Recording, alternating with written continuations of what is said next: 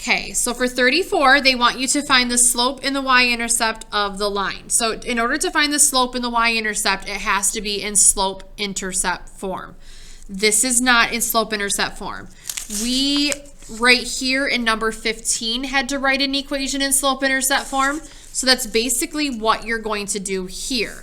So to get it into slope-intercept form, that means we need to solve for y. So you're going to subtract 14x. 4y equals negative 14x plus 24, and then divide by 4. Now the junky part here is you are going to have to reduce. Negative 14 divided by 4, both those are divisible by 2, so you get negative 7 over 2x plus 24 divided by 4 is 6. So the slope is negative 7 halves. The y-intercept is 6. So the problem's not asking you to actually get the equation. It wants the slope and the y-intercept, but you have to get the equation in order to do that. 36 and 37, I have a little note to myself to just kind of touch on this a little bit. Main thing to remember when you are graphing these, you are not actually going to have to graph on your exam. You will have to identify. So a couple of things to look for is that when you look at the slopes, like this is a negative 4, that means I know that the line is going to go down. So that will help you to eliminate a bunch of problems. Here, this one has a slope of positive 2, which means that the line is going to go up. And again, that will help you to eliminate probably half of the answers. This equation is already in slope-intercept form, so it has a y-intercept of negative 3. So you're going to have a point at negative 3, or the line's going to go down, crossing through negative 3. This one right off the bat, you don't know what the y-intercept is, but you can get this into slope-intercept form and see what it is. So like if you distribute and then subtract, so this one would have a y-intercept of 4. So we know two things now about this graph. It's going up and it's going to cross the axis at 4. So those are kind of the ways to help you out with those, especially with multiple choice. 39 to figure out what the x and the y-intercept is. That's what I did for my pinky thing. So for the x-intercept, you cover up the y, and you're left with 3x equals negative 24. So to solve that equation for x, you would divide both sides by 3. Negative 24 divided by 3 is negative 8.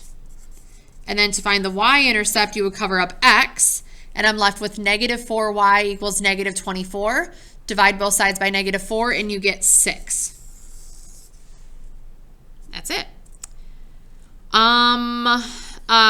Here, writing lines, you will be given the different forms. If you are an online student, you're going to it's going to be in Google Classroom. You're going to want to maybe print that out or have that up for you to use.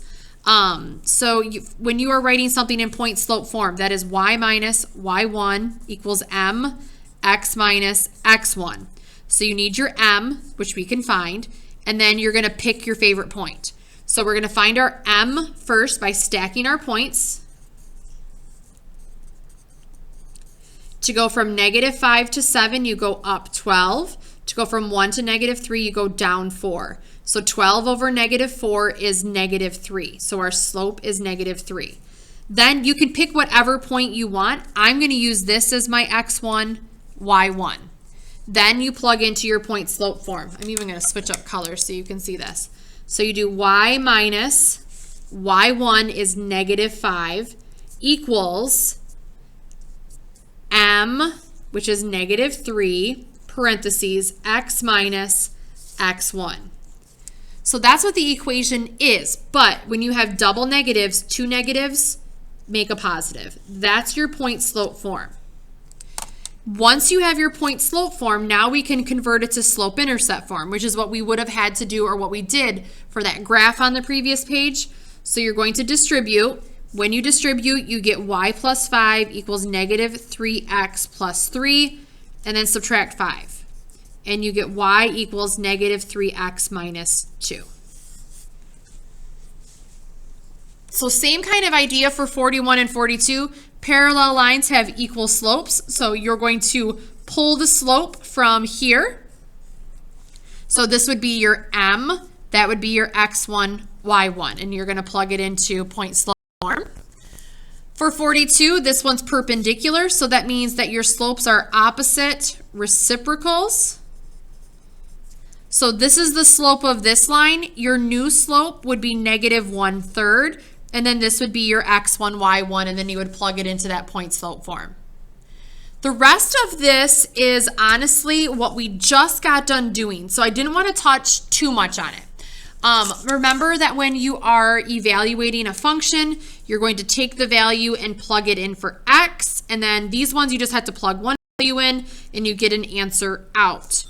45 and 46, here's your domain, here's your range. And then if it's a function, that means that your domain does not repeat. This is not a function, this one is. 47 and 48, find the next two terms of the sequence or figuring out what the pattern is. And then if continuing the pattern, would this actually be arithmetic? Arithmetic means that the pattern was using addition or subtraction. So just be careful with those. Ooh, we're getting there.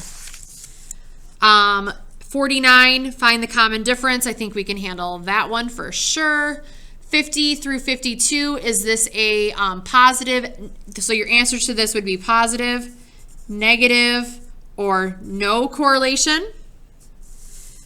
53 through 56, your answers will have two words.